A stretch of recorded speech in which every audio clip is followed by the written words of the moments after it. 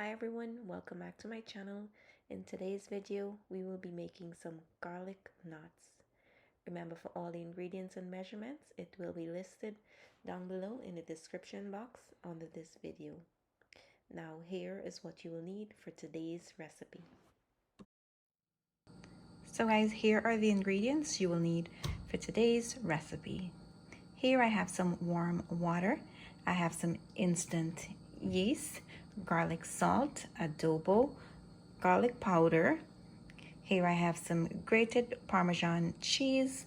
I have sugar, oil, and this is some basil. I couldn't get the fresh ones, so I had to go for this. But if you do have the fresh one, feel free to use it. It will be even better. I'm gonna use some butter. Over here I have my all-purpose flour.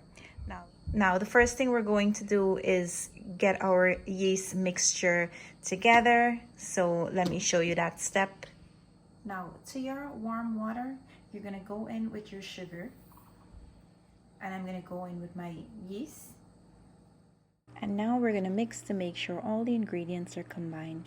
And because we're using instant yeast, we don't have to wait for the yeast to foam up or activate. And now I'm gonna go in with my butter. And I am also gonna go in with my oil. Now you wanna mix to make sure all the ingredients are evenly distributed. Now we're gonna place this on the side, and we're gonna bring our flour back to the counter. And to my flour now, I'm gonna go in with some adobo, garlic salt, and garlic powder. I've combined all three together in this container. I'm gonna go in with that here. And here I'm gonna go in with a little bit of basil. It's less than 1 teaspoon of basil and a little bit more than half teaspoon. Now I'm gonna put that in my hand like this, and because it's dry, I'm just gonna rub it up a little. I want it to be, a little bit finer than it is. Now go in with your hands and combine all the ingredients together.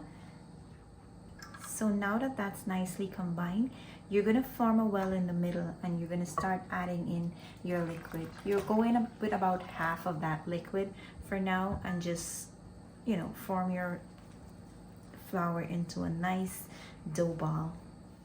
Now it depends on your flour. You may need to add a little bit more liquid than I'm using, or a little bit less. Now once your dough comes together, you're gonna need for about 2 to 3 minutes. We just want some of the gluten to be activated in the dough. And if your dough is sticking to the bowl like mine is doing, feel free to add a little bit of dry flour to help you with that kneading process. So I've been kneading my dough for 4 minutes. I'm gonna go ahead now and add a little bit of oil on top of my dough. And I'm just gonna rub it evenly around the dough and on the side of the bowl here. I wanna form like a nice neat dough ball here.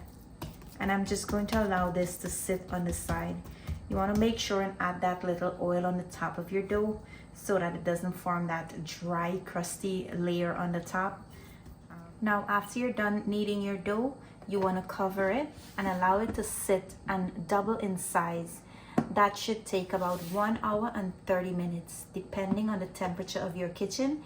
It sometimes takes longer to double in size. So just in case yours take a little bit longer than 1 hour and 30 minutes, don't worry about it. It should get there. So guys, after 1 hour and 30 minutes, I am back. My dough has doubled in size, and I'm gonna punch it down now. Now I'm just gonna turn this out on my counter here, and you wanna knead to get all the air out of the dough.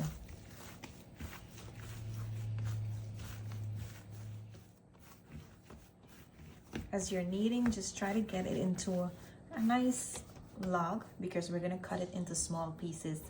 You don't want some of them to be big and some to be small. Now you wanna place them on the side, and we're gonna work on one at a time. Now I have myself a baking pan and a piece of parchment paper. I'm gonna working with one at a time. Try and roll these out to about 20 to 22 inches long. Now you're going to fold this in half like so, and we are going to tie this into a knot by wrapping it around your hands and just pushing one end in the middle like so to form a knot. And then this is what they should look like. Now after you're done tying them into knots, this is how they should be looking. Now we're going to cover them and allow them to sit on the side for about 25 to 30 minutes. We want them to be doubled in size, and also we want to make sure we cover them so that it does not form that dry crust layer on the top of it.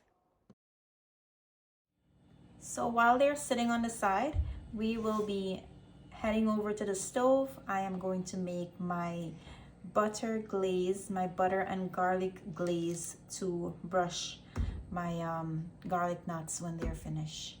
So now to my saucepan, overheat, I added 6 tablespoons of butter and I allow it to melt completely.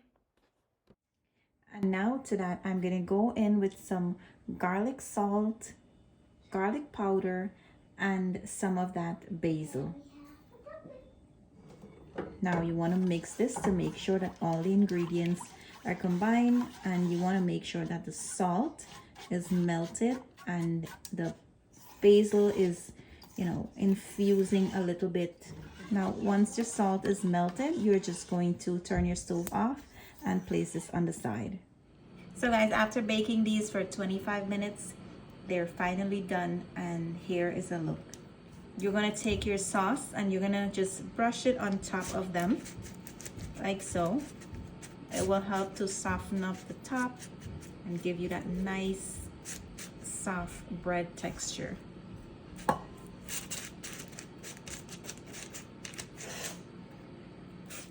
And you want to make sure you brush on your butter when it's hot out of the oven. So when you're done, you're just going to add them to a bowl here. You want to do this while it's hot as well, guys. We want to add the cheese on top of it here now, and you want to make sure that the cheese is able to melt a little bit.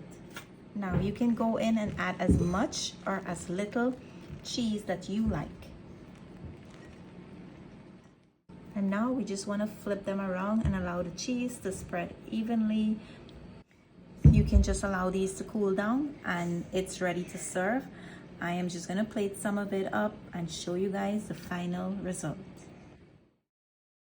And here's the final result of my garlic knot recipe.